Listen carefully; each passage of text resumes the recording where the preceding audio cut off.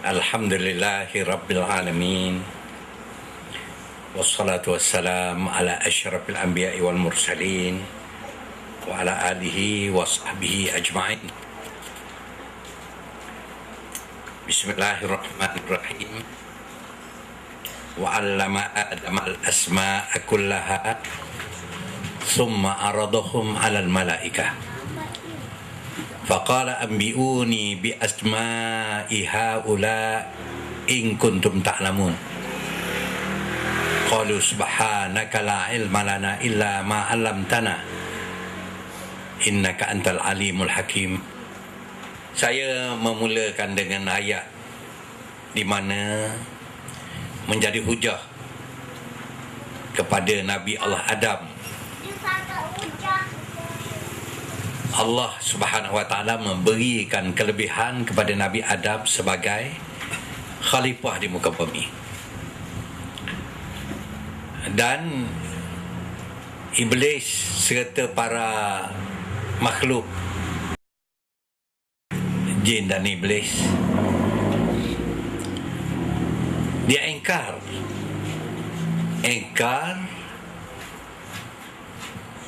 amanah yang Allah berikan kepada Nabi Adam sebagai khalifah. Apakah kelebihan yang menyebabkan Nabi Adam menjadi khalifah? Ialah kerana ilmunya. Kerana ilmu. Kalau dari segi lain, memang manusia ini menumpahkan darah dan zalim dan jahil. Tapi dia ada ilmu, maka dia layak jadi khalifah. Ketika Allah Subhanahu wa taala mengutuskan Rasul yang terakhir Muhammad sallallahu alaihi wasallam, Allah mengutuskannya dengan wahyu Iqra. Iqra bismi rabbikal ladzi khalaq. Bacalah wahai Muhammad dengan nama Tuhan yang menciptakan. Sekali lagi di sini Allah menegaskan bahawa manusia itu mestilah mengenal Allah Subhanahu wa taala, dan dengan mengenal Allah Subhanahu wa taala itulah mereka menjadi khalifah Allah dan menjadi pemakmur di muka bumi ini. Jelas saudara-saudari sekalian, apa yang saudara-saudari lakukan ini merupakan satu tradisi ataupun tabiat pembangunan insan dan juga tabiat memakmurkan alam ini. Tanpa ilmu, insan tidak akan membangun dan dunia tidak akan makmur. Sebab itu, kalau kita lihat semua tamadun daripada zaman sebelum Nabi Isa, zaman yang kita tahu nama-nama mereka yang lama dulu, seperti Sokrat, Plato, Aristotle dan lain-lain, semua mereka dikenali sebagai ahli falsafah, yakni orang yang mempunyai ilmu yang khusus, memberikan panduan bagaimana dunia ini boleh jadi baik dan hidup boleh jadi selamat. Kemudian kita tahu zaman-zaman berikutnya sama ada kita kenal sebagai zaman tamadun. Hindu kah? Buddha kah? Yang kemudian sebelum daripada Islam mereka menjadi tamadun di alam Melayu, termasuk di tempat kita ini, ataupun tamadun-tamadun besar lain di Mesir, di Iraq, di China, bahkan tamadun di alam Melayu sendiri, semuanya berasaskan kepada ilmu. Dan zaman keagungan Islam tahun 750 Masihi sehingga tahun 1100 Masihi dianggap sebagai tahun tamadun ilmu Islam yang begitu hebat. Lepas tahun 1100 diambil oleh Barat. Barat menguasai tamadun ilmu sekarang. Apabila kita membicarakan tentang sebuah penubuhan pasti, sebuah penubuhan sekolah, apa makna dia? Maknanya kita telah melanjutkan tamadun Islam. Kita telah memulakan suatu benih di satu tapak, meluaskan tamadun Islam. Mungkin apabila kita bicarakan tamadun, seolah-olah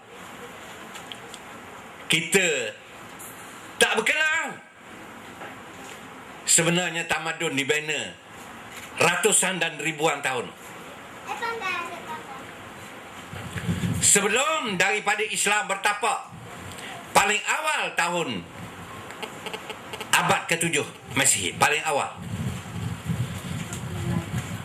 Orang yang mengatakan abad ke-7 Masihi Islam telah bertapak di alam Melayu kerana pada ketika itu ada pedagang daripada Yaman datang ke Nusantara atau ke alam Melayu.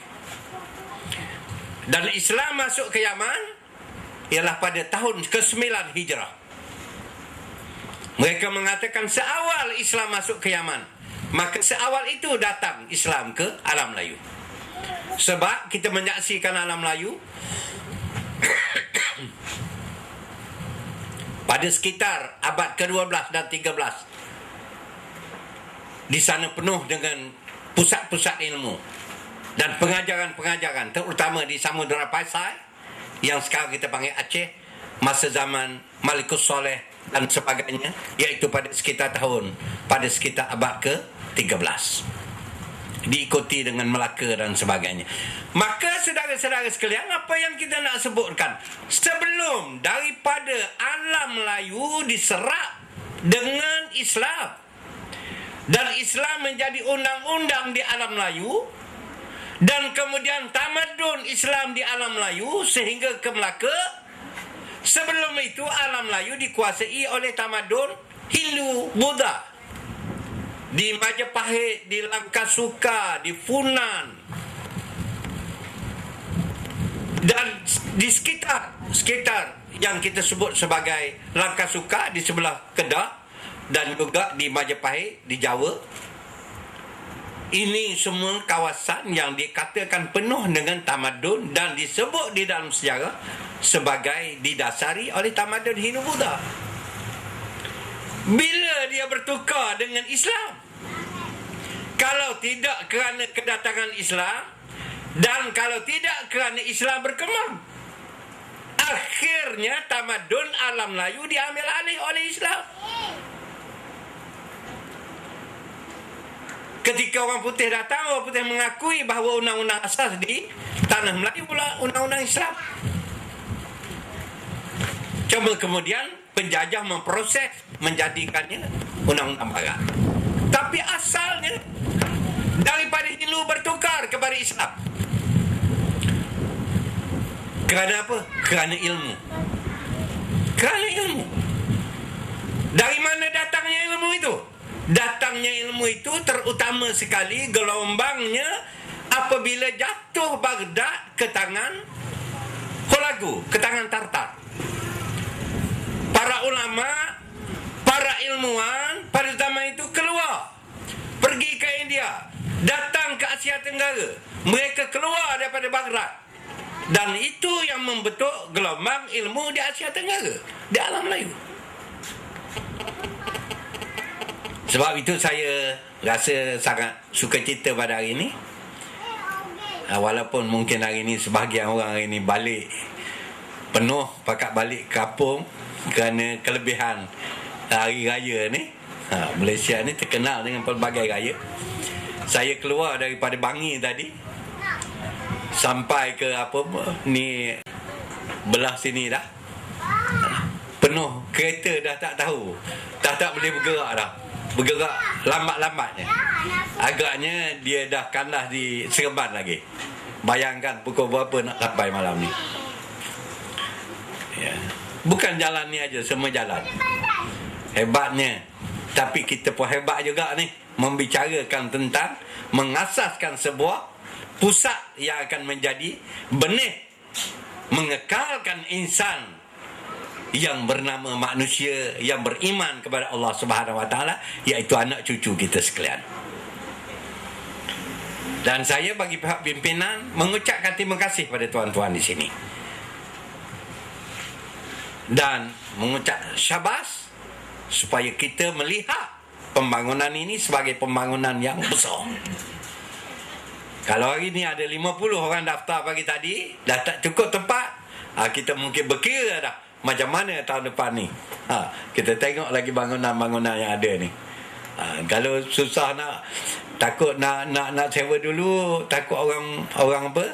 Orang sewa, kita sewa awal-awal. Tak apa, tak ada nak buat apa, buat bilik. Nanti saya boleh datang tidur. Mari ceramah dekat Ustaz Hilmi nanti. Ustaz Hilmi ni kawan lama.